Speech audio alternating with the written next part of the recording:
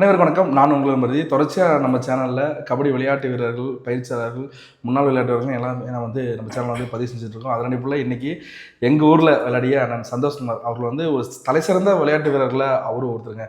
நான் ஏன் அப்படி சொல்கிறேன்னா, ஜூனியர் இந்தியா கேம்ப் ஆடிருக்காரு. மிகப்பெரிய ஒரு கொண்டாட்டம். அவர்லாம் ஜூனியர் இந்தியா ஆடிட்டு எங்கள் ஊருக்குலாம் வரும்போது அந்த எல்லா மேட்ச்லேயும் அந்த ஸ்டேஜ் மேலே நிற்க வச்சு பண்ணுவாங்க. ஆனால் விளையாடும் போது களத்தில் ஒரு சேர் நிற்க வச்சு அவர் மேலே எல்லாரும் பார்க்க வச்சு மாலை போட்டு சாலெல்லாம் போட்டு மரியாதை செலுத்துனா நான் என் கண் கூட பார்த்துருக்கேன். அண்ணனோட ஆட்டத்தை பார்த்து நிறைய முறை வியந்திருக்கேன். அவ்வளோ சூப்பராக ஆடக்கூடிய ஒருவர். அது மட்டும் இல்லாமல் ஒரு கடின உழைப்பாளி, ஒரு தடகள வீரரும் கூட அண்ணன் சந்தோஷ்குமார் அண்ணன் அவர்கள் இன்றைக்கி நம்ம கூட இணைஞ்சிருக்காரு. அவர்கிட்ட கேட்க வேண்டிய கேள்விகள் நிறையா இருக்குது. வாங்க இணைவோம். வணக்கண்ணே. வணக்கம். ரொம்ப மகிழ்ச்சியாக இருக்குண்ணா உங்களோட இந்த காணொலியில் இணையிறது. நான் சொல்லுங்கள், உங்கள் கபடி பயணம் எப்படி தொடங்குச்சு? உங்கள் ஃபேமிலி பேக்ரவுண்ட் சொல்லுங்கள். என்னோட முதல் வணக்கம் எல்லாத்துக்குமே. எனக்கு இந்த சோசியல் மீடியாலாம் பேசி பழக்கங்கள்ல இன்றைக்கி இந்த வாய்ப்பை கொடுத்த தம்பி என்னோட இளம்பரதிக்கு மிக நன்றியை நான் தெரிவிச்சுக்கிறேன். மகிழ்ச்சி. நான் என்னுடைய கபடி பயணத்தை நான் எங்கே தொடங்கினேன்னா, நான் ஸ்கூலில் படிக்கிறப்பருந்து நான் தொடங்கிட்டேன். இந்த மாதிரி எங்கள் ஊரில் கபடி போட்டிகள்லாம் நடத்துனாங்க. அப்போ வேடிக்கை பார்க்க நான் எதர்ச்சியாக நான் போய் ஒவ்வொருத்தரோட ஆட்டத்தையும் நான் பார்த்து எனக்குள்ளேயே ஒரு ஆர்வம் ஏற்பட்டு நானாக இன்வால்வ் எடுத்து ஒவ்வொரு மேட்சுக்கும் போய் விளாட்னேன். எங்கள் ஊரில் அப்போ ரைட் ஆர்ச்சியில் நல்லா பேர் போனவர் அண்ணன் முனிராஜ் அண்ணன். அவர் தான் என்ன முதல்ல இந்த கபடிக்கு அறிமுகப்படுத்துகிறாரு. என் கூப்பிட்டு, தம்பி இந்த மாதிரி வாங்க, நான் கோச் கொடுக்குறேன், விளாடுங்கெல்லாம் நம்ம ஊர்லேருந்து பசங்கள்லாம் ஒன்றா சேர்ந்து விளாடணும், அதுதான் நம்ம ஊருக்கு ஒரு பெருமையாக இருக்கும் அப்படின்னு சொல்லி என்னை கூப்பிட்டாரு. ஆனால் எனக்கு விளாட தெரியாதுனான்னு சொல்லிவிட்டு, அவர் தம்பி நான் சொல்லித்தரேன் அப்படின்னு சொல்லிட்டு என்னோடய கையை பிடிச்சி இப்படி தான் ஏறணும், இப்படி தான் விளாடணும் அப்படின்றது என்னை முதற்கட்டமாக அவர் தான் என்னை கபடியில் போட்டு கொடுத்தது அண்ணார் முனிராஜ் அண்ணன் தான். அவருக்கு இந்த இடத்துல நான் நன்றி தெரிவிச்சுக்கிறேன். அதுக்கப்புறமா என்னோடய கையை பிடிச்சி இப்படி தான் ஆடணும்னு ஒரு கட்டத்தில் என்னை ஆட வச்சு அப்படியே வர வர வர வர அதுக்கப்புறமா அவருக்கு கல்யாணம் ஆகி அப்புறம் அவருடைய ஃபேமிலி இதுங்கிறதால அப்புறம் அவரோட என்னால் கோச் கொடுக்க முடியல. ஸோ அவர் அப்படியே அவரோட இது பார்க்க போயிட்டார். அதுக்கப்புறமா அண்ணார் குமார் அண்ணன் மணிபிள்ஸோட கபடி கோச் குமார் அண்ணன் கூப்பிட்றாரு, என்னை சந்திக்கிறாரு. அப்புறம் நானும் அவரை சந்தித்து போய் அவர்கிட்ட என்னை அறிமுகப்படுத்திக்கிறேன். என்னுடைய ஆட்டத்தை பார்த்துட்டு இந்த பையன் நல்லா விளாட்றான் அப்படின்னு சொல்லிட்டு என்னை கூப்பிட்டு அவர் எனக்கு சொல்லித்தராரு. என்னுடைய கோச்சாக அவர் வராரு.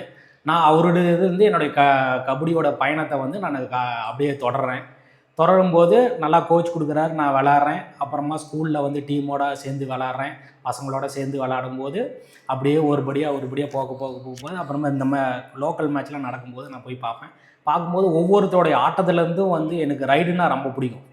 இந்த இடத்துல ஒரு கபடியில் போகும்போது அடித்து பாயிண்ட் எடுக்கிறவனோட தொட்டு எடுக்கிறவனுக்கு தான் நல்ல ஒரு மதிப்பும் இருக்கும், ஹோப்பும் இருக்கும். ஆடியன்ஸு ரொம்ப ஒரு இதாக இருக்கும். அவன் தான் அதில் ஹீரோ. ஸோ அப்படிங்கிறப்போ நான் ஒரு ரைடராக வரணும் அப்படின்னு சொல்லிட்டு எனக்கு ஒரு ஆசை. அது என் மனசில் இருந்து அப்படியே நான் ரைடு ஆடணும் ஒவ்வொருத்தோடைய ஆட்டத்தோடைய நுணுக்கு தெரிஞ்சு அப்படியே என்னால் அப்படியே ப்ராக்டிஸ், அதாவது ஒரு மூமெண்ட் நம்ம போடுறோம் அப்படின்னா அதை பல முறை நம்ம ப்ராக்டிஸ் பண்ணால் மட்டும்தான் நம்ம இதில் விளையாட்டில் போய் நம்ம பண்ண முடியும். நம்ம இங்கே ப்ராக்டிஸே பண்ணாமல் அங்கே போனோமா அது நம்மளுக்கு ரொம்ப கஷ்டமாக இருக்கும். நம்மளை அடிச்சிடுவாங்க, நான் என்னடா போகும் அப்படின்னு. ஆனால் நான் விடாமுயற்சியாக ஒரு அட்டம்ப்டோ ஒருத்தன் என்னை எதிர்த்து அடிச்சுட்டானவோ என்னடா இப்படி ஆச்சு அப்படின்னு சொல்லிட்டு அதை மனசில் வச்சுட்டு டெய்லியுமே நான் ப்ராக்டிஸ் பண்ணுவேன். நான் இண்டிவிஜுவலாக யார் வராங்களோ இல்லையோ நான் இண்டிவிஜுவலாக போயிடுவேன். நான் இண்டிவிஜுவலாக போய் கபடி விளாண்டு அட்டம்ப்ட்டை போட்டு பார்த்து நானாக எகிரி கீழே விழுவேன். ஓகேண்ணா. உங்களுக்கு பிடிச்ச ஸ்கில் எது நான் ரொம்ப முறை பண்ணி பார்த்துருக்கீங்க? இந்த ஸ்கில் எனக்கு வரல, இதை தான் நான் அதிக முறை நான் பண்ணியிருக்கேன் அப்படின்னா எந்த ஸ்கில் நான் சொல்லுவீங்க? எனக்கு 2 ஸ்கில்லு நான் அதிகமாக ப்ராக்டிஸ் பண்ணுவேன். ஒன்று டோ டச்சு, இன்னொன்று ஆர்ச்சர் நல்லா பெண்ட் பண்ணி நல்லா ஓடி தொடர்றது. ரன்னிங் டச்சில் தொடர்றதுல நிறைய பேர் பண்ணி எனக்கு ரொம்ப அது உங்கள் ஃபேவரட் ஸ்கில். அது என்னோட ஃபேவரட் ஸ்கில்லாக இருக்கும். அப்புறம் ஜம்ப் அடிக்கிற ஸ்கில்லாம் நல்லா பண்ணுவீங்களா? அதெல்லாம் நான் அதான் சொன்னேன் இல்லைங்களா, நானாக போய் கிரவுண்டுக்கு காலையில் போய் யார் வந்தாங்களோ வரலையோ பனியன் சட்டு போட்டுக்கிட்டு என்ன கபடி கிரவுண்டில் போய் நம்ம மண்ணு பட்டால் தான் அந்த கபடியோட வீரனுக்கு அழகு. ஜட்ஜி ஃபுல்லாக மண்ணாக இருக்கணும், ஃபுல்லாக நம்ம மண்ணு பட்டு போனால் தான் அப்பா நான் இன்றைக்கி ப்ராக்டிஸ் பண்ணேன் அப்படிங்கிற எனக்கு ஒரு மன திருப்தி இருக்கும். இல்லை அப்படின்னா நம்ம சும்மா போனால் சும்மா வந்தோம் அப்படிங்கிற மாதிரி இருக்கும். யார் வந்தாங்களோ வரலையோ நான் பாட்டுக்கு கிரவுண்டில் போவேன், நானாக எகிரி குதிப்பேன், குரங்கு பெல்ட்டி அடிக்கிற மாதிரி இப்படி அடிப்பேன். அடித்து அது பழக்கமாயிருச்சு. அதுக்கப்புறமா இன்னொருத்தர் யாராவது வந்தாங்கன்னா 2 பேத்துல அவனை நிற்க வச்சு நான் அப்படியே பல்ட்டி அடிப்பேன். அப்படியே அது அடிக்க அது என்னுடைய ஃபேவரட் ஸ்கில் ஆயிருச்சு. அந்த மாதிரி நான் பலமுறை வந்து தொட்டு டைவ் அடிச்சுலாம் வந்திருக்கிறேன் நான். உங்கள் கபடி அனுபவத்தில் வந்து மறக்க முடியாத ஒரு அனுபவம் என்னென்னா இருக்கும்? இப்போ ஸ்கில்லாம் சொல்லிட்டீங்க, இந்த ஸ்கில்லை ரொம்ப பிடிக்கும்னு. உங்களுக்கு ஒரு மெமரி இருக்கும்ல, இந்த மேட்ச்சு இந்த இடம் எனக்கு ரொம்ப மறக்க முடியாது அப்படின்னா, மறக்க முடியாத தருணம்னா என்ன சொல்லுவீங்க? என்னோட மறக்க முடியாத தருணம் வந்து நான் அப்போ தான் முதல்ல வந்து இது ஸ்கில் வந்து டைவ் அடிக்கிறேன். ஒரு ஆர்ச்சி என்னை அடிக்கிறான். ஆர்ச்சை நான் தொட்டுட்டு கார்னர் வளைக்கிறாங்க. கார்னருக்கு மேலே நான் எகிரி வந்தேன். தண்ணியில் போயிட்டு ஆர்ச்சை டச் பண்ணிட்டு அது ஜம்ப் வந்து அடுத்து ஜம்ப் அடித்து வந்தேன். நான் 5 பாயிண்ட் அந்த இடத்துல. அது வந்து எனக்கு மறக்க முடியாமல் இருக்குது. அது இன்னமும் வந்து என் கனவுல வந்துக்கிட்டே. அது எந்த மேட்ச்? டீம் பேர் சொல்லணும்னா எந்த மேட்ச் எல்லாம்? இங்கே எந்த ஒரு மேட்ச்? அந்த ஒரு மேட்ச் நம்ம லோக்கல் மேட்ச்லேயே தான். இது விநாயகா பிரதர்ஸ்க்கும் மணி பிரதர்ஸ்க்கும் வர இதில் நான் அடித்தேன். அது மாதிரி நிறையா மேட்ச்சில் நான் அந்த காலகட்டத்தில் விநாயகர் பிரதர்ஸ், மணி பிரதர்ஸ், முருக பிரதர்ஸ், சூரிய பிரதர்ஸ், இப்படி சொல்லிட்டே போகலாம். இந்த மாதிரி டீம்லாம் எம்ஆர்எஸ், இப்படி எல்லா டீமோட காம்படிஷனும் ரொம்ப டஃப்பாக இருக்கும். இந்த ஒரு 10 டீம், ஒரு குறிப்பிட்ட ஒரு 10 டீம் விளாட்றாங்கனாவே அந்த ஒரு இடமே ஒரு அனல் பறக்குன்னு சொல்லுவாங்களா. அந்த மேட்ச்சில் வந்து ஜம்ப் அடிச்சிருக்கீங்க. சரி, நேஷனல்ஸ்லாம் விளையாடுறீங்க. இப்போ நேஷனல்ஸ், இப்போ நம்ம இது வரைக்கும் நம்ம லோக்கல் மேட்ச் எடுக்கலாம் இருக்கும். முதல்ல ஒரு டிஸ்ட்ரிக்ட் மேட்சோ, ஸ்டேட் மீட்டோ, நேஷனல் ஸ்பீச்சோ விளாடுறோம். அந்த மாதிரி உங்களுக்கு எந்த மேட்ச்சு, எந்த லெவலில் நீங்கள் அது வரைக்கும் போயிருக்கீங்க? நான் ஃபஸ்ட்டு வந்து ஸ்கூல்ஸை முடிச்சுட்டு நான் எதிர்த்தா அது நான் பாலிடெக்னிக் தான் படிக்கலான்னு சொல்லிட்டு பாலிடெக்னிக் போய் அட்மிஷன் போட்டேன். போட்டதுக்கப்புறம் எங்களுடைய சீனியர், நான் விளாண்டுட்டு இருக்கிற டீமில் என்னுடைய சீனியர் அண்ணார் ஏபு அண்ணா தான் வந்து என்னை வந்து முதல் சொல்கிறாரு, தம்பி நீ வந்து பாலிடெக்னிக் போகாத, உனக்கு ஸ்போர்ட்ஸ் நல்லா இருக்குது, நீ வந்து கந்தன் ஆர்ட்ஸ் காலேஜில் நீ அட்மிஷன் போட்டு நீ விளாடு, நீ யூனிவர்சிட்டி வாங்கினீன்னா உனக்கு வந்து ஃப்யூச்சரில் ஏதாவது ஒரு டிபார்ட்மெண்ட்டில் வேலை இருக்கும், நிறையா ஆஃபர் இருக்குது, நீ வந்து அதை யூஸ் பண்ணிக்கோ, நீ வேஸ்ட் பண்ணாத, கேம் வச்சு நீ வேஸ்ட் பண்ணாத அப்படின்னாரு. நான் வந்து பாலிடெக்னிக்கில் போய் அட்மிஷன் போட்டால் தான் திரும்ப நான் ரிட்டன் வாங்கிட்டு வந்து அண்ணார் வந்து இதே டீமில் வந்து என்னுடைய சீனியரான அண்ணன் சக்தி அண்ணன் வந்து இப்போ போலீஸாக இருக்கிறாரு. அவர் வந்து கந்தன் ஆர்ட்ஸ் காலேஜில் சீனியராக இருந்தார், படித்து முடிச்சிட்டாரு. அப்புறம் அவரை போய் பார்த்து நான் இந்த மாதிரி எனக்கு வந்து ஸ்போர்ட்ஸ் கோட்டாவில் எனக்கு சீட்டு வேணுங்கண்ணா, கந்தன் காலேஜில் கொஞ்சம் பேசுங்கண்ணா அப்படின்ட்டு சொல்கிறேன். ஓகே நான் பேசுகிறேன் தம்பி, நீ போங்க அப்படின்னு சொன்னார். இப்போ வந்து சேலம் செக்ரட்டரியாக இருக்கிற அண்ணன் சாமியப்பண்ணன் அவர்களுக்கு வந்து நான் மிக்க நன்றி தெரிவிச்சுக்கிறேன். நான் வந்து இந்த அளவுக்கு நான் nationals, India camp, all India university எல்லாம் போகிறதுக்கு இது காரணமாக இருந்த ஒரு அண்ணன் சாமியப்பண்ணும் என்னுடைய கோச்சு குமாரனுமே வந்து உறுதுணையாக இருந்தாங்க. நான் போய் காலேஜில் அட்மிஷன் போடும்போது சாமியப்பண்ண வந்து உங்களுக்கு வந்து இந்த பேக்ரவுண்டில் இருந்திருக்காரு உங்களுக்கு? சரி சரி. நான் ஃபஸ்ட்டு காலேஜ் அட்மிஷன் போகிறதுக்கு முன்னாடி ஒரு சேலம் டிஸ்ட்ரிக்ட் மேட்ச்சில் வந்து செலெக்ஷன் ஒன்று நடக்குது. அந்த இடத்துல நான் போய் விளாட்றேன். எனக்கு ஃபேவரட் பார்த்தீங்கன்னா என்னுடைய பொசிஷன் பார்த்தீங்கன்னா நான் ஆல்ட்ரு பொசிஷன் தானே. ஆல்ட்ரு ப்ளஸ் ரைடர் நீங்கள்? ஆமாம், ஆல்ட்ரு பொசிஷனில் நான் போகும்போது நான் விளாட்றத பார்த்து அந்த ஸ்கில்லும் என்னுடைய ஸ்பீடும் பார்த்துட்டு சாமி பண்ண வந்து இந்த இடத்துக்கு இவன் தான் செட் ஆகும், இந்த இடத்துல இவனை விட்டால் வேறு யாரும் இருக்க மாட்டாங்க அப்படின்னு சொல்லிட்டு என்னை வந்து அந்த டிஸ்ட்ரிக்ட் மேட்ச்சில் ஃபஸ்ட்டு என்னை செலக்ட் பண்ணுறாரு. அந்த டிஸ்ட்ரிக்டில் போய் நான் ராம்நாத் டிஸ்ட்ரிக்டில் நாங்கள் போய் விளாட்றோம்.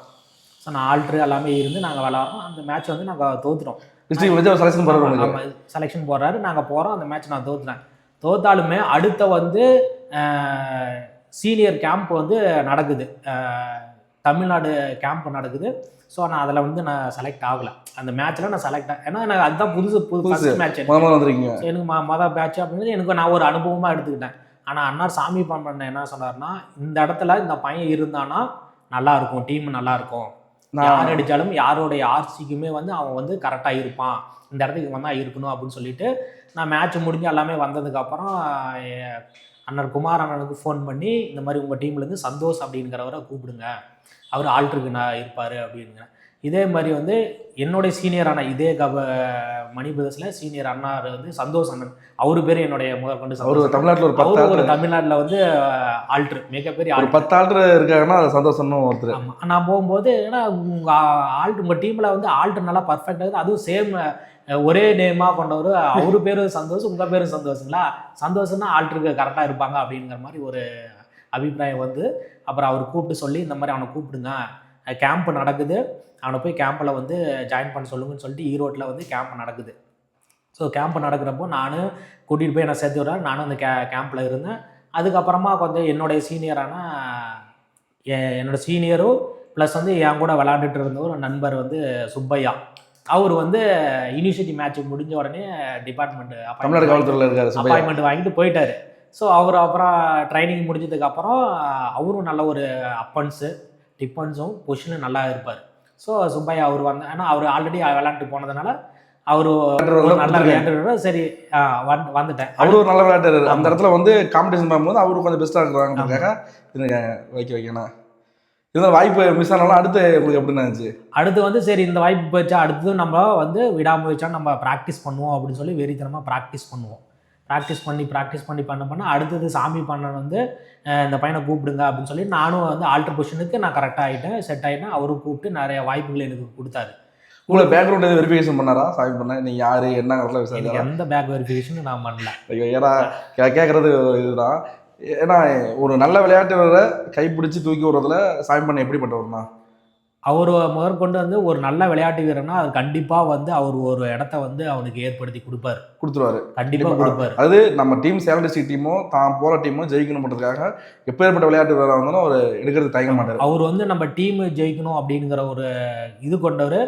எக்காரணத்தை கொண்டு நம்மளேருந்து போகுது அப்படின்னா அந்த அணியில் இருக்கிறவங்க வந்து யாருமே வந்து சும்மா இருக்கக்கூடாது, அவனோட ஸ்கில்லில் பெஸ்ட்டாக இருக்கணும் அப்படிங்கிற மாதிரி மட்டும்தான் அவர் செலக்ட் பண்ணுவார். அப்படிதான் செலக்ட் பண்ணி யாருக்கு வாய்ப்பு கொடுக்கணும்னு அவருக்கு நல்லாவே தெரியும். வாய்ப்பு உனக்கு இந்த இடத்துல கொடுத்தா இவர் டிஸ்ட்ரிக்ட் வரைக்குமே வந்து நம்ம டீம்னு இருப்பார். இப்போ டிஸ்ட்ரிக்ட் மேட்ச் முடிஞ்சிச்சு அப்படின்னா அடுத்து நம்ம தமிழ்நாடு ஜெயிக்கணும் அப்படிங்கிறது மட்டும்தான் பார்ப்பார். ஸோ அந்த இடத்துல வந்து ஒரு ரைட் ஆர்ச்சியோ ஒரு ஆர்ச்சியோ ஒரு கார்னரோ ஒரு ஆல்ட்ரோ ஒரு அப்பன்ஸோ அப்படிங்கிற போகும்போது எந்த பையனா அந்த இடத்துக்கு செட் ஆவான் அப்படிங்கிறத வந்து அவர் நல்லாவே கணிச்சு வச்சிருப்பாரு. ஏன்னா நீ கூடிய இருக்கிறீங்க, அவர் பற்றி தெரிஞ்சிருக்கும். அவர் கணிச்சு வச்சிருப்பாரு. அவர் மேட்ச் நடக்கிறப்ப கரெக்டாக வருவார். அவன் எப்படியாப்பட்ட பிளேயராக இருந்தாலுமே வந்து அந்த இடத்துல அங்கே சக்ஸஸ் ஆகலை அப்படின்னா தம்பி கொஞ்ச நேரம் உட்காரு அப்படின்னு சொல்லிவிட்டு அந்த இடத்துக்கு யார் சூட்டாபிள் ஆகிறாங்களோ அவர் வந்து அந்த இடத்துக்கு உள்ள ஒரு மிகச்சிறந்த கொடுப்பாரு. அந்த இடத்துக்கு என்ன தேவையோ சரியாக செஞ்சுருவாங்க, வாய்ப்புகள் கொடுப்பாரு. ஸோ அந்த இடத்துக்கு எந்தெந்த இடத்துக்கு யார் யார் இருப்பாங்களோ அப்படின்னு ஒவ்வொருத்தனா செலக்ட் பண்ணி கொண்டு போயிடுவார். இது வந்து உங்களோட தேசிய போட்டியோட அனுபவங்களாம். ஜூனியர் இந்தியா கேம்பில் இருந்திருக்கீங்களா, அதை பற்றி கொஞ்சம் சொல்லுங்கள். நான் வந்து ஜூனியர் இந்தியா அதாவது டிஸ்ட்ரிக்ட் மேட்ச் விளாண்டுட்டு வந்துட்டேன். விளாண்டு வந்ததுக்கப்புறம் ஃபஸ்ட்டு சொன்ன மாதிரியே வந்து சாமி பண்ணன் வந்து இந்த பையன் வந்து இந்த இடத்துக்கு நல்லா இருப்பான் அப்படின்னு சொல்லி செலக்ட் பண்ணுறாரு. அதாவது ஆல்ட்ரு அப்படின்னு அவர் மனசில் நான் ஃபிக்ஸ் ஆகிட்டேன், சந்தோஷ் அப்படின்னு இந்த இடத்துக்கு உன்னை போட்டால் நல்லாயிருக்கும் அப்படின்னு சொல்லிட்டு எனக்கு ஒரு வாய்ப்பு கொடுத்தாரு. எனக்கு முதல் வாய்ப்பு எனக்கு கொடுத்தது வந்து நம்ம இந்தியா கேம்ப் நேஷ்னல்ஸ் போய் விளாட்றதுக்கும் அது நேஷ்னல்ஸ் கேம்ப் விளாண்டதுக்கு அப்புறமும் நான் இந்தியா கேம்ப்பு போனதுக்குமே காரணமாக வந்து அன்னார் சாமி பாண்டன் தான். ஏன்னா வந்து என்னுடைய கபடி வாழ்க்கையில் வந்து மறக்க முடியாத ஒரு நபர் யாருன்னா அன்னார் சாமி பாண்டன் தான். உங்கள் ஃபேமிலி பேக்ரவுண்ட் சொல்லலாம், நீங்கள் எப்படிப்பட்ட ஃபேமிலி பேக்ரவுண்ட்லாம் அவ்வளோவா பெருசாக சொல்லிக்கிற அளவுக்கு இல்லை. அப்பா கஷ்டப்படுறீங்க, அம்மா ஹவுஸ் ஒய்ஃபு, அண்ணன் தம்பிங்க நாங்கள் 4 பேர், பொண்ணு 1. அண்ணனுங்க வந்து அவங்க படிப்பு பாதியில் நிறுத்திட்டாங்க, ஒரு 5th ஒரு 2nd ஸ்டாண்டர்டோ நிறுத்திட்டாங்க. ஸோ அவங்க தலை எடுத்து அவங்க வந்து வேலைக்கு போய் என்னோடய தம்பிங்க என்னோடய தங்கச்சிங்களாக இருக்கட்டுமே நல்ல ஒரு நிலைமைக்கு வரணும்னு சொல்லிட்டு அவங்க கஷ்டப்பட்டு என்னை முன்னேற்றி கொண்டு வந்ததுனால நான் இவ்வளோ அளவுக்கு நான் அங்கேருந்து வந்து சாமி பண்ண பெரிய சப்போர்ட் பண்ணி இந்தியா கேம்ப் ஜூனியர் இந்தியா கேம்பில் வந்து இருந்துருங்க. அந்த கேம்பில் அனுபவத்தை சொல்லுங்கள். அந்த கேம்பில் வந்து நான் நேஷ்னல்ஸ் வந்து பெங்களூரில் விளாட்றேன். ஸோ அந்த மேட்ச் வந்து உண்மையிலுமே மறக்க முடியாது. எங்களுடைய லீக்லேயே வந்து ராஜஸ்தான் வருது, ராஜஸ்தான் வர்சஸ் தமிழ்நாடும் நாங்கள் விளாட்றோம். எங்கள் லீக்லேயே வந்து லீக் மேட்ச் வந்து ராஜஸ்தான் வரும்போது எங்களுக்கு வந்து ராஜஸ்தான் வரல அப்படின்னு சொல்லிட்டு லீக்கில் வந்து நாங்கள் ஜெயிச்சு தான் அறிவிச்சிட்டாங்க. ஸோ ஃபைனல் அதே மாதிரி ஃபைனல் வந்து ராஜஸ்தானே எங்களுக்கு உள்ளே வருது. எப்படி வராத டீம் எப்படி மறுபடியும் நான் பாயிண்ட்ஸ் அடிப்படையில் அவங்க வந்துட்டாங்க. ஸோ எங்கள் மற்ற டீமு கூட எல்லாமே விளாண்டாங்க. ஸோ நாங்கள் உள்ளே போகும்போது எங்கள் டீம் விளாடும் போது ராஜஸ்தானும் வரல. ஸோ எங்களுக்கு ஒரு பாயிண்ட் கொடுத்து நாங்கள் ஜெயிச்சு தான் அறிவிச்சிட்டாங்க. ஸோ அவங்க லீக் பாயிண்டின் அடிப்படையில் அவங்க ஃபைனலுக்கு வராங்க, நாங்களும் ஃபைனலுக்கு போகிறோம். ஸோ போகும்போது பெங்களூர் நடக்குது. அத்தனை ஆடியன்ஸுமே வந்து ஃபுல் சப்போர்ட் வந்து ராஜஸ்தானுக்கு மட்டும்தான். நம்ம தமிழ்நாடுங்கிறதுனால நம்ம தமிழ்நாடுக்கு சப்போர்ட் யாருமே இல்லை, ராஜஸ்தான் மட்டும்தான் இருக்குது. ஸோ மேட்ச் பயங்கரமாக போகுது. நான் ஆல்ட்ரு வடூர்லேருந்து அருணுன்னு சொல்லிட்டு ஒருத்தர் இருக்கிறாரு. ஸோ அவர் அப்பன்ஸ் பயங்கரமான ஒரு அப்பன்ஸு. இந்தாண்ட ஒரு அப்பன்ஸ் வடூர் அருண், இந்தாண்டா ஈரோட்டில் வந்து ரமேஷ்ன்னு சொல்லிட்டு ஒருத்தர் இருக்கிறார். அவர் வந்து லெஃப்ட் ரைடு. ஸோ இவங்க 2 மெயின் ரைடு, இவங்க வந்து அவுட் ஆகிட்டாங்க அப்படின்னா 3rd ரைடாக நான் போவேன். ஓகே ஓகேண்ணா. ஸோ நான் போவேன். இந்த மாதிரி ரைடு போக போக அருண் வந்து பாயிண்ட் குவிக்கிறாரு. இந்த இடத்துல ஒரு இடத்துல ஒரு சைடு அடிக்கிறோம், அந்த இடத்துல போய் பாயிண்ட் எடுக்கிறாரு. அப்படி இப்படின்னு மேட்ச் போய் ஒரு கட்டத்தில் வந்து பயங்கர பிரச்சனையே ஆகிப்போச்சு, சண்டையே வந்துடுச்சு ஒரு பையன். அதுக்கப்புறம் போக போக எங்களுக்கு பாயிண்ட் கொஞ்சம் இது பண்ண ஆரம்பிச்சிட்டாங்க, கொஞ்சம் பாயிண்ட் கம்மியாக கொடுக்கும், அவங்களுக்கு ஃபேவராக போகிற மாதிரி போய் அப்புறமா ஒரு கட்டத்தில் வந்து அவங்க என்ன பண்ணிட்டாங்க, நம்மளுக்கு ஃபேவராக பேசுகிறாங்கன்னு சொல்லிட்டு அங்கே இருக்கிற மொத்த ஆடியன்ஸும் ப்ளஸ் அங்கே இருக்கிற எல்லா டீமும் ராஜஸ்தானுக்கு சப்போர்ட் பண்ணி அந்த மேட்சை பாதியிலே நிற்க வச்சு உக்காந்துக்கிட்டாங்க கிரவுண்ட்லேயே. நீங்கள் வந்து இந்த மாதிரி அவங்களுக்கு ஃபேவராக பண்ணுறீங்க அப்படின்னு சொல்லிட்டு ராஜஸ்தான் நின்று உக்காந்துக்கிட்டாங்க. அதுக்கப்புறம் பேசி அதுக்கப்புறம் ஓகே நீங்கள் ஆடுங்க அப்படின்னு சொல்லிட்டு வச்சு அதுக்கப்புறம் ஆடினோம். 2 பாயிண்டில் தான் நாங்கள் தோற்றோம். அவ்வளோ பிரச்சனை இல்லை, அவ்வளோ 2 பாயிண்ட். அம்பையருங்க ஊர் எல்லாம் சேர்ந்து உங்களுக்கு அப்படியே ஆடுறாங்க. அந்த மேட்ச் நம்மளுக்கு ஃபேவராக தான் அப்படியிருது, கிடையாது பெரிய பிரச்சனை. அப்புறம் ஆடியன்ஸ் எல்லாம் கேம் அவங்களோட ஆடியன்ஸ் கேம்லாம் ஆகி அப்படி இப்படின்னு போய் 2 பாயிண்டில் நாங்கள் தோத்துட்டோம். தோத்துல அந்த மேட்ச்சில் வந்து நாங்கள் 2 பேரும் வந்து இந்தியா கேம்ப் செலக்ட் ஆகிறோம். நான் முதல்ல சொன்ன மாதிரியே வடூர் அருண், இங்கே இங்கே சேலத்துலேருந்து நான் வந்து தமிழ்நாட்டிலேருந்து 2 பேர் ஜூனியர் இந்தியா போகிறோம். அப்போது வந்து நான் வீட்டில் இருக்கேன், சாமி பண்ணன் வந்து குமாரன்கிட்ட சொல்லி இந்த மாதிரி வந்து அவனுக்கு ஜூனியர் இந்தியா போட்டிருக்காங்க, டேட் சொல்லிட்டாங்க. ஒரு டேட் சொல்லிவிட்டு அவனை வந்து கேம்புக்கு போக சொல்லுங்கள் அப்படின்னு சொல்லிட்டாங்க. ஸோ எனக்கு என்ன பண்ணுறதுன்னு எனக்கு தெரியல. ஸோ இந்த மாதிரி வாய்ப்புகள் வந்து எனக்கு கிடைச்ச எத்தனை பேரோட கனவு.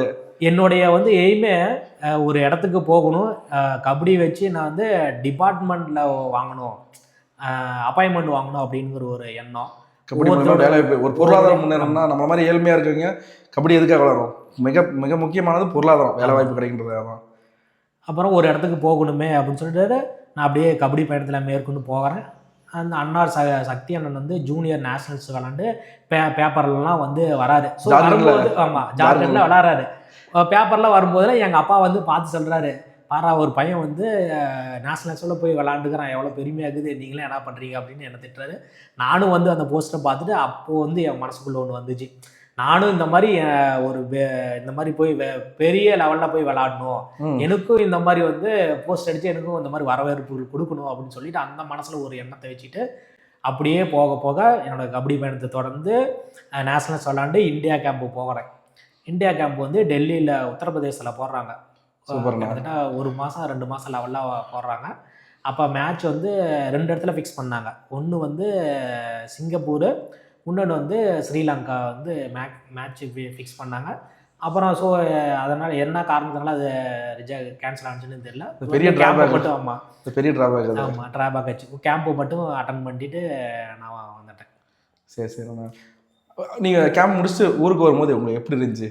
ஊருக்கு வரும்போது ஊர் மக்கள்லாம் எனக்கு அப்படியே ரொம்ப ஒரு பெருமையாக இருந்துச்சு. சார் நம்ம ஊர்லேருந்து நாம் வந்து இந்த இடத்துக்கு போயிருக்கிறோம் அப்படின்னுங்கிறப்போ அப்போ நாம் வந்து மற்றவங்களுக்கு எனக்கு பின்னாடி வர பசங்களுக்கும் விளாட்ற பசங்களுக்கும் நான் ஒரு உத்வேகம் இருக்கும், அளவுக்கு போயிருக்காரு, நாமளும் போவோம் அப்படின்னு சொல்லிட்டு போனாங்க. அதே மாதிரி நாங்கள் கபடி எனக்கு கேம்பில் கொடுத்த ஒரு ஒர்க் அவுட்டும் அதோடைய ஃபுட்டும் வந்து நம்ம கூட விளாட்ற பசங்க அதுக்கப்புறம் வந்து விளாட்ற பசங்களுக்குலாம் எல்லாமே வந்து நான் சொல்லிக் கொடுக்கணும் அப்படின்னு சொல்லிட்டு இந்த மாதிரி அப்படின்னு சொல்லிட்டு அப்படியே கூட இருக்கிறவங்களுக்கு எல்லாத்தையும் கொஞ்சம் அப்படியே கைட் பண்ணிகிட்டு இருந்தேன். அப்புறம் நான் வந்ததுக்கு அப்புறமா வந்து திருப்பி யூனிவர்சிட்டி விளாட்றேன். அதே வருஷத்தில் யூனிவர்சிட்டி பெரியார் யூனிவர்சிட்டியில் நான் விளாட்றேன். பெரியார் யூனிவர்சிட்டியில் விளாட்றும் போது நான் கந்தநாட்ஸில் விளாட்றேன். பெரியார் யூனிவர்சிட்டியில் போய் விளாடும்போது எங்களுக்கும் ஏவிஎஸ்க்கும் செமிஃபைனல். ஸோ செமிஃபைனல் நாங்கள் விளாட்றோம், ஏவிஎஸ் எடுத்தால் நாங்கள் ஃபைனல் வின்னு. ஸோ ஆனால் ஏவிஎஸ் மட்டும் தான் அங்கே டீம் கொஞ்சம் வெயிட்டாக இருக்காங்க. ஸோ அவங்க வந்து செமிஃபைனலில் நான் தோற்றுட்டோம். நல்லா பாயிண்ட்லாம் போயிட்டு இருந்துச்சு. ஸோ ஒரு சில மிஸ்டேக்னால ஒரு பாயிண்டில் நாங்கள் விட்டுட்டோம். ஆமாம் விட்டுட்டோம். விட்டதுக்கு அப்புறமா வந்து சவுத் ஜோன் போகிறோம். சவுத் ஜோன் போய் நாங்கள் இதில் கர்நாடகாவில் சவுத் ஜோன் விளாட்றோம்.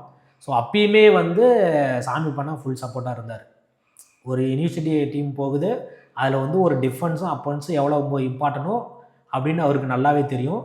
இந்த இடத்துக்கு இவனை போடுங்க அப்படின்னு சொல்லி யூனிவர்சிட்டி போட வச்சு அவர் மூலிமா என்னுடைய கபடி பயணம் வந்து அதை மேலும் மேலும் போகிறதுக்கு வந்து யூனிவர்சிட்டி, நேஷ்னல்ஸு, இந்தியா கேம்ப்பு, அதுக்கப்புறம் ஆல் இண்டியா யூனிவர்சிட்டிலாம் நான் விளாண்டது வந்து எனக்கு அவர் ஒரு கொடுத்த வாய்ப்பாக நான் நீங்கள் சாமி பண்ண எப்படி பார்க்குறீங்க? சாமி பண்ண குமாரம்லாம் எப்படி பார்க்குறீங்க? சாமி பண்ணனுக்கு வந்து அவருக்கு எனக்கு வந்து அவர் மேலே உண்மையில ரொம்ப ஒரு மரியாதையாக இருக்குது. அவர் பக்கத்தில் போகும்போது எனக்குள்ள ஒரு உடம்பெல்லாம் ஒரு சிலிர்ப்பு, ஒரு நம்ம யாரோ ஒரு இடத்துல போகும்போது ஒரு புது ஆளோ இல்லை நம்மளுக்கு ஒரு நம்பிக்கை தன்மையாக போகும்போது அவர் பக்கத்தில் இருக்கிறப்ப ஒரு பயபக்தியோட போய் இருக்கு, பயபக்தியோட போய் நிற்கிற மாதிரி ஒரு ஃபீல் கிடைக்கும் அவர்கள் நிற்கும் போது. எனக்கு கபடி பயணத்தில் வாழ்க்கை கொடுத்தது அவரு அப்படின்னுங்கிறத நான் சொல்லலாம். இந்த இடத்துல நான் சொல்லலாம். அடுத்தடுத்து நான் போகணும்னு ஆசைப்பட்டேன். ஸோ என்னுடைய சூழ்நிலை காரணமாக ஏன் அதுன்னா, நான் யூனிவர்சிட்டிலாம் வாங்கினதுக்கப்புறம் ஒரு போலீஸ் கோட்டாவில் வந்து நான் போகிறேன். அப்போ வந்து என்னுடைய பேட் லக் வந்து கோட்டா எடுத்துட்டாங்க. ஸோ எக்ஸாம் எழுதி அதற்கு டைரெக்டாக எல்லாமே போஸ்டிங் வாங்கினாங்க. எல்லாமே டைரெக்டாக போஸ்டிங் ஸ்போர்ட்ஸ் கோட்டா வச்சு, ஸ்போர்ட்ஸ் கோட்டாவில் மெடல் வச்சுட்டு டைரெக்டாக சர்டிஃபிகேட் வச்சு போகிறாங்க. அவங்களுக்கு வந்து பெருசாக எக்ஸாம் கிடையாது, ஃபிசிக்கல் கிடையாது, போய் கேம் மட்டும் பார்ப்பாங்க, ட்ரையல்ஸ் மட்டும் பார்ப்பாங்க, உடனே அப்பாயின்மெண்ட் போட்டுருவாங்க. அது உங்களுக்கு பெரிய இழப்பு. நானும் அப்படி ஆசையாக தான் இருந்தேன் ஒரு அப்பாயின்மெண்ட் வாங்கணும் அப்படின்னு சொல்லிட்டு. ஸோ நான் போகிற டைமில் வந்து அதை அப்படியே கேன்சல் பண்ணிவிட்டு நார்மல் மாதிரியே கொண்டு வந்துட்டாங்க. ஸோ சர்டிஃபிகேட்டுக்கு 3 mark 2 mark 5 mark. India Asian கேம்லாம் விளாட்னோமோ ஒரு 5 மார்க்கு, இந்தியா யூனிவர்சிட்டி வாங்கினா ஒரு 3 மார்க் மட்டும் தான். மற்றபடி எல்லாமே நார்மலாக ஃபிசிக்கல் இருக்கும், எக்ஸாம் இருக்குது, எல்லாமே இருக்கும். ஸோ ஃபிசிக்கல்லாம் நம்ம ஏன்னா நம்ம ஆல்ரெடி ஒரு கபடி பிளேயரு, ஃபிசிக்கலுங்கிறது நம்மளுக்கு அவ்வளோ ஒரு சேலஞ்சஸாக இருக்காது. ஸோ எக்ஸாமும் பாஸ் பண்ணியாச்சு, உள்ளே போயாச்சு. உள்ளே போனோன்னா என்னென்னா எனக்கு மெஷர்மெண்ட்டில் தான் எனக்கு கம்மியாயிருச்சு. ஸோ நான் அந்த டைமில் வந்து மெஷர்மெண்ட்டும் ஏற்றிட்டாங்க, ஸ்போர்ட்ஸ் கோட்டாவும் எல்லாமே எல்லாருமே எடுத்துட்டாங்க. ஸோ அந்த டைமில் வந்து எனக்கு கிடைக்கல. ஸோ நான் அப்படியே அதுக்கப்புறமா என்னுடைய கபடி பயணத்தை நான் ஒரு தொடர்ந்துக்கணும். ஸோ இது மட்டும்தான் நம்மளுக்கு வந்து வழி கிடையாது, இதை தவிர்த்து நம்மளுக்கு வந்து நம்ம மேலே அச்சீவ் பண்ணுறதுக்கு நிறையா வழிகள் இருக்குது அப்படிங்கிறத அந்த டைமில் எனக்கு தெரியல அப்படிங்கிறது எனக்கு தோணல. அவ்வளோதான், இது அப்பாயின்மெண்ட்டே இல்லை அப்படின்னு சொல்லிட்டு மனசை விட்டுட்டு இதுக்கப்புறம் விளாண்டா ஒன்றும் பிரயோஜனம் இல்லை அப்படின்னு சொல்லி எனக்குள்ள ஒரு தாட் வந்து அதுக்கப்புறம் நான் விளாட்றத ஸ்டாப் பண்ணிட்டேன். எப்படி இருந்துச்சு ஃபீலிங்? அது ஃபீலிங் எனக்கு ரொம்ப கஷ்டமாக தான் இருந்துச்சு. என் கூட பாடிட்டோம், மெடல் போட்டோம், யூனிவர்சிட்டி ஆடிருக்கோம், இதெல்லாம் தாண்டி நம்ம ஒரு ஜாப், பொருளாதாரம் தான் முக்கியம், அது கிடைக்கலங்கும் போது உங்களுக்கு எப்படி இருந்துச்சு மனம்? ரொம்ப கஷ்டமாச்சு. நம்ம என்னடா இது இவ்வளோ விளாண்டு நம்மளுக்கு கிடைக்கலையே. ஸோ ஒவ்வொருத்தனும் பார்க்கும்போது என் கூட விளாண்டவன் நம்ம தெரிஞ்சவங்க எல்லாமே அது விளாண்டோ இல்லை விளாடாமல் ஒரு அப்பாயின்மெண்ட்லேயே இருக்கிறப்போ, அப்போ நாம்பாலாம் என்ன விளாண்டோம், இத்தனை வருஷமாக நம்ம என்ன பண்ணோம் அப்படிங்கிறது இன்னமும் ஒரு கேள்விக்குறியாக இருக்குது. ஸோ இதுக்கப்புறம் நம்மளால் ஒன்றும் பண்ண முடியாது அப்படின்னு சொல்லிட்டு அப்படியே கொஞ்சம் வந்துட்டேன், கபடி வளர்த்துட்டு வந்துட்டேன். ஏன் அந்த கேள்வி கேட்டனா, இப்போ கபடியால் எல்லாருக்கும் வேலை வாய்ப்பு கிடைச்சிருமா? அதாவது இப்போ ஒரு டீமில் வந்து 7 பேர் விளாட்றாங்கன்னா 7 பேருமே வந்து ஒரு அடுத்த லெவலுக்கு போகிறதுக்கு செலக்ட் ஆவாங்களான்ங்கிறது சொல்ல முடியாது. 7 பேர்த்தில் பெஸ்ட்டோ இல்லை யார் பர்ஃபார்மன்ஸ் பண்ணுறாங்களோ 7 பேர்த்தில் யாருக்காவது ஒரு 2 பேர்த்துக்கு 3 பேர்த்துக்கு கண்டிப்பாக கிடைக்கும். ஸோ அந்த மாதிரி போகிறது தான். நம்ம 7 பேர்த்துக்குமே கரெக்டாக கிடைக்குமா அப்படிங்கிறது நம்ம சொல்ல முடியாது. சரி, அதே மாதிரி நிறையா பேர்த்துக்கு வந்து இந்த கபடிங்கிறது வந்து நிறையா பேர்த்துக்கு ஒரு வாழ்க்கை கொடுத்துருக்கு. கண்டிப்பாக நிறைய பேர் நான் ஒரு பெரிய லெவலில் கொண்டு போய் அவங்களே நினச்சி பார்க்காத அளவுக்கு பெரிய லெவலில் கொண்டு போய் கொடுத்துருக்கு. அவங்களுடைய பொருளாதாரத்தையும் கூட இன்னைக்கு உயர்த்தி இருக்குது. இந்த கபடியில் எல்லாமே பெரிய பொருளாதார பின்னணியில தான் வந்திருக்காங்க. அந்த டைம்ல உங்களுக்கு ப்ரோ கபடி கூட கிடையாதுல்ல? அந்த நீங்க ப்ரோ கபடி இருந்தா கூட பெரிய சப்போர்ட். அது நான் கபடி விட்டு வெளியே வந்ததுக்கப்புறம் 2014 அப்புறம் தான் ப்ரோ கபடியே இன்னைக்கு வந்து நிறைய வாய்ப்புகள் கிடைக்கணும். ப்ரோ கபடி நிறைய இப்போ யுவா கபடி சீசன் நினைச்சு இந்த மாதிரி பிளேயர்ஸுக்கான பிளாட்ஃபார்ம் வந்து நிறைய அந்த டைம் உங்களுக்கு இல்லாத போனது ஒரு பெரிய. அந்த டைம்ல வந்து எதுலையுமே அப்பாயின்மெண்ட்டும் போடுறது கிடையாது. ஆமாம். ஸோ இப்போ ப்ரோ கபடி வந்ததுக்கு அப்புறம் தான் நிறையா இதில் வந்து அப்பாயின்மெண்ட்டு பிளேயர்ஸ் எல்லாமே எடுக்க ஆரம்பித்தாங்க. ஸோ அப்போ வந்து அப்பாயின்மெண்ட்டும் இல்லை, ப்ரோ கபடி இல்லாதனால அது அப்படியே அந்த விட்டால் அந்த போலீஸ் மட்டும்தான், வேறு இதுக்கு நம்மளுக்கு போக முடியாது. ஸோ அதுக்கப்புறம் 2014 அப்புறமா ப்ரோ கபடி இருந்ததுக்கப்புறம் 1 by 1 நிறையா பேர் போனாங்க. நிறையா பேர்த்தோட பொருளாதாரமும் பிளாட்ஃபார்மே வந்து உருவாக்கிருச்சு. ரொம்ப பெரிய மாற்றம். ப்ரோ கபடி வந்து பெரிய கபடி விளையாடுறதை தாண்டி அந்த கபடி பிளேயரோட பொருளாதாரம் மாறணுங்கிறது மிக முக்கியமான கருத்து. சரிண்ணா, இப்போ நீங்கள் கபடி விளையாண்டிங்க, இந்த மாதிரி ஆயிடுச்சு, கபடியால் வேலைவாய்ப்பு தான் கிடைக்காம போச்சு. இப்போ விளையாடுற பிளேயர்ஸுக்கு இது என்ன சொல்ல விரும்புறீங்க? கபடி விளையாண்டா வேலைவாய்ப்புக்காக விளையாடுவீங்களா, பொருளாதாரத்தை முன்னெடுத்து விளையாடுவீங்களா, இல்லை என்டர்டைன்மெண்ட்டாக விளையாடுவீங்களா? எப்படி நீங்கள் சொல்கிறீங்க, அதை எப்படி பார்க்குறீங்க? இப்போ வந்து விளையாடுறீங்க, நீங்கள் வெக்ஸாக உட்காண்டிங்க, இப்போ நீங்கள் என்ன சொல்கிறீங்கன்னா, எனக்கு இப்போ வேலை வாய்ப்பு கிடைக்கல அதனால் நான் கபடி விட்டுட்டேன், ஆனால் அதுக்கப்புறம் விளையாடி இருக்கணும் அப்படின்ற ஒரு வார்த்தை சொன்னீங்கல்ல, அது எதுக்காக சொன்னீங்க? விளையாடணுன்னா ஏன்னா அதுக்கப்புறமா வந்து எனக்கு வாய்ப்புகள் இருந்துச்சு, இப்போ தான் எனக்கு தெரியுது, ஓ இது மட்டும்தான் நம்மளுக்கு ஒரு வாய்ப்புகள் இல்லை, இதையும் தாண்டி வந்து வாய்ப்புகள் நிறையா இடத்துல இருக்குது. அதை ஒரு விஷயத்தை நம்ம கண்டினியூ பண்ணிக்கிட்டே இருந்தோம் அப்படின்னா கண்டிப்பாக ஏதாவது ஒரு இடத்துல வந்து நம்மளுக்கு நான் ஒரு இடம் வந்து அந்த இடத்துல உருவாகிருக்கும், நம்மளாலேயும் முடிஞ்சிருக்கும். ம். ஸோ அதே மாதிரி நான் வந்து என்ன வந்து நான் 50% நம்பினாலுமே நான் விளாண்டு இந்த காலகட்டத்தில் இந்த மாதிரி ஒரு வாய்ப்புகள் ப்ரோ கபடியோ இல்லை எல்லா இடத்துலையும் ஒரு அப்பாயின்மெண்ட் போகிறதோ இருந்துச்சுன்னா என்ன நம்புறதோட நான் ஒரு இருந்தேன். ஆனால் அந்த இடத்துல அந்த டைமில் தான் வந்து நம்ம எந்த எந்த எந்த இடத்துலையுமே வந்து ஒரு அப்பாயின்மெண்ட்டோ ஒரு இதோ எதுவுமே அவராலையும் ஒன்றும் பண்ண முடியாது. அவராலையும் ஒரு சப்போர்ட் பண்ண முடியும். அவரால் என்ன பண்ண முடியுமோ பண்ணி கொடுத்துருக்காரு. அவரால் பெஸ்ட்டாக எனக்கு என்ன பண்ண முடியுமோ அது வந்து என்ன வந்து ஒரு இடத்துல பண்ணி கொடுத்தாரு. ஆனால் அந்த வாய்ப்புகள் கிடைக்காத போனால் நான் அவருக்கும் பண்ண முடியாது சூழ்நிலை ஏற்பட்டுருச்சு. சரி, இப்போ இருக்கிற பிளேயருக்கு என்ன சொல்ல விரும்புறீங்க? இப்போ இருக்கிற பிளேயர் அப்படி விட்டுறீங்கன்னு சொல்ல போறீங்களா? இல்லை தொடர்ந்து விளையாடுறீங்கன்னு சொல்ல நான் பொதுவாக நான் சொல்கிறேன், பிளேயர்ஸ்க்குன்னு நான் சொல்ல பொதுவாகவே சொல்கிறேன். ஸ்போர்ட்ஸ் அப்படிங்கிறது வந்து ஒரு எல்லாத்துக்கும் ஒரு இம்பார்ட்டண்ட்டானது. ஒரு ஸ்கூல் படிக்கிற பிள்ளைங்களாக இருக்கட்டும், ஒரு சின்ன குழந்தைங்களாக இருக்கட்டும், சில வீட்டிலலாம் பார்த்தீங்கன்னா விளையாட போகாத அடிப்படும், அது உனக்கு செட் ஆகாது, இதுக்கு உனக்கு செட் ஆகுது அப்படிங்கிறதோட குழந்தைங்களை வந்து நல்லா விளையாட விடுங்க. ஸோ அவங்க விளையாடத்தான் அவங்களுடைய வந்து ஒரு உடம்பும் ஆரோக்கியமாகும்.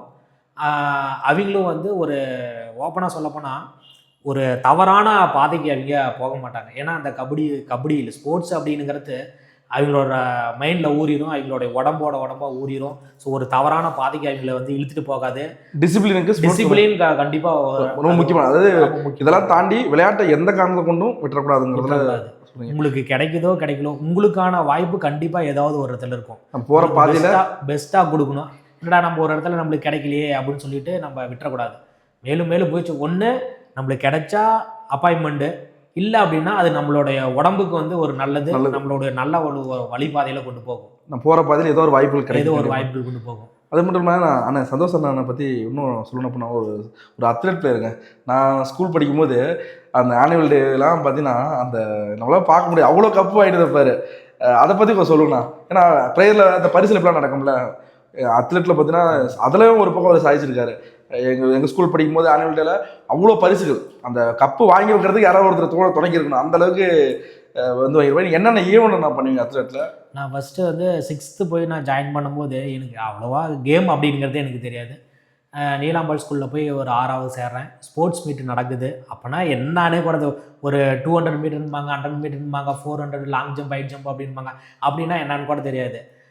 சும்மா எல்லாம் ஓடுறாங்களே நாமளும் ஓடுவோமே அப்படின்னு சொல்லிட்டு ஒவ்வொரு இதாக கூப்பிட்றாங்க. அப்போ வந்து 6th to 8th ஒரு பேட்சும், 8th மேலே 8th to 10th ஒரு பேட்சும், 11th 12th ஒரு பேட்சும் அப்படி விடுவாங்க. ஸோ எல்லாத்துக்கும் காமனாக தான் எனக்கு ஜென்ஸ் பாய்ஸ் அண்ட் கேர்ள்ஸ்க்கெல்லாம் இது காமனாக தான் இருக்கும். ஸோ நம்ம கூப்பிட்றாங்க, நான் ஒரு ஆர்வத்தோடு நான் போய் நிற்கிறேன். ஆனால் சத்தியமாக எனக்கு தெரியாது நான் இந்த அளவுக்கு நான் ஓடுவேன் அப்படிங்கிறது எனக்கு தெரியாது. ஸோ ஒருத்தர் வந்து நல்லா சாக்ஸ் போட்டுக்குவாங்க, சாக்ஸு அத்லெட்டுக்கு உண்டான கிட்டெலாம் போட்டுட்டு ஓடுவாங்க. பசங்களாக இருந்தாலுமே சரி ஒரு கிட்டான போட்டு. நான் என்ன பண்ணேன்னா அப்படின்னா ஒரு சட்டை, அந்த எனக்கு வீட்டுக்கு போட்டுக்கிறதுக்கு ஒரு சட்டையும் அந்த காக்கி டவுசரும் அந்த மாதிரி தான் நான் போட்டுட்டு ஓடினேன். நான் ஓடும்போது எல்லாத்தோடையும் நான் வேகமாக ஓடிட்டேன். 100 இருக்கட்டும், 200 இருக்கட்டும், 400 400 into relay, high jump, long jump எல்லா ஈவெண்ட்லேயும் நான் கலந்துக்கணும்னு சொல்லிட்டு ஒரு ஆர்வத்தோடு கலந்துக்கிட்டேன். ஆனால் எல்லா ஈவெண்ட்லேயும் பார்த்தீங்கன்னா நான் தான் ஃபஸ்ட்டாக வந்தேன். சூப்பர்ண்ணா. அந்த 6th நான் போய் வாங்கும்போது அது ஓவரால் சாம்பியன்ஷிப்பு நான் தான் வாங்கினேன். சூப்பர் கேட்டேன். இதில் ஏதாவது ஸ்டேட் மெடல் இது பண்ணியிருக்கீங்க? இதில் வந்து நான் வந்து 4x4 ரிலேயில் வந்து நாங்கள் டிவிஷனல் வரைக்கும் போயிருக்கோம். ஸோ அப்போ டிவிஷனுக்கு மேலே போகிறவங்க வந்து ஒரு டீம் மட்டும் தான் கூப்பிடுவாங்க. ஆமாண்ணா. ஃபஸ்ட்டு யாரோ வராங்களோ அவங்கள மட்டும் தான் அடுத்த ஸ்டேட்டுக்கு கூப்பிட்டு போவாங்க. ஸோ நாங்கள் 2nd பிளேஸ் வந்தோம், டிவிஷனல் 2nd பிளேஸ் வந்தோம். ஸோ நாங்கள் ஸ்டேட் போகலை.